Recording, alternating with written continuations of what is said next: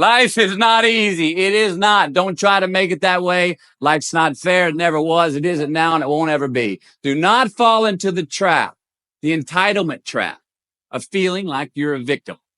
You are not. Get over it and get on with it. So the question that we got to ask ourselves is what success is to us? What success is to you? Is it more money? That's fine. I got nothing against money. Maybe it's a healthy family. Maybe it's a happy marriage. Maybe it's to help others, to be famous, to be spiritually sound, leave the world a little bit better place than you found it.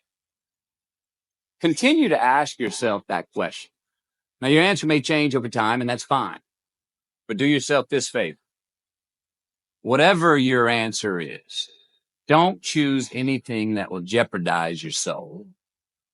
Prioritize who you are, who you want to be, and don't spend time with anything that antagonizes your character.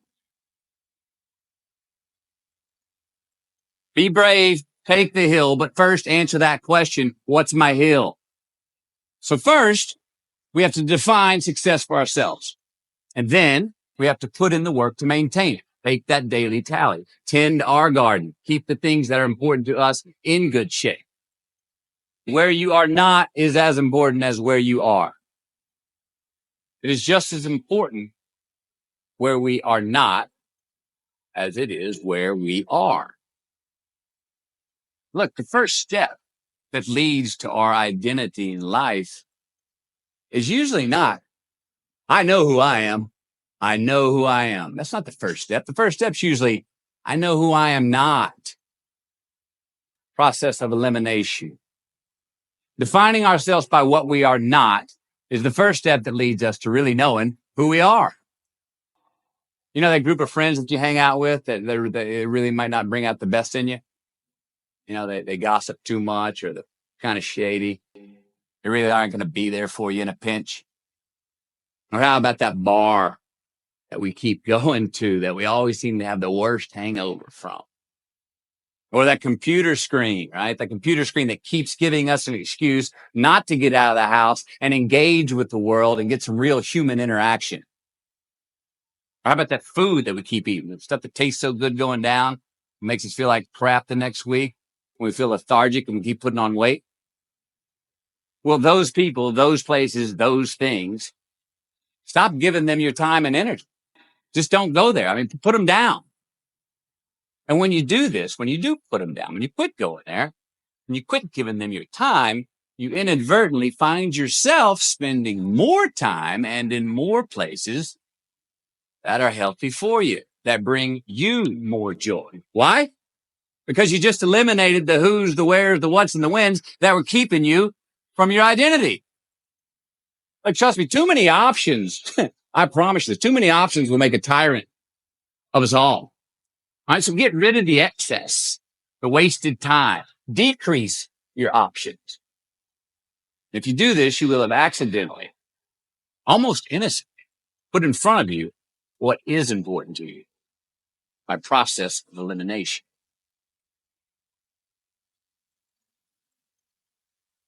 Knowing who we are is hard. It's hard. Give yourself a break. Eliminate who you are not first. Then you're going to find yourself where you need to be. Instead of creating outcomes that take from us, let's create more outcomes that pay us back, fill us up, keep your fire lit, turn you on for the most amount of time in your future. We try our best. We don't always do our best. Well, architecture is a verb as well. And since we are the architects of our own lives, let's study the habits, the practices, the routines that we have that lead to and feed our success, our joy, our honest pain, our laughter, our earned tears. Let's dissect that and give thanks for those things. And when we do that, guess what happens? We get better at them and we have more to dissect. Be discerning. Choose it because you want it. Do it because you want to.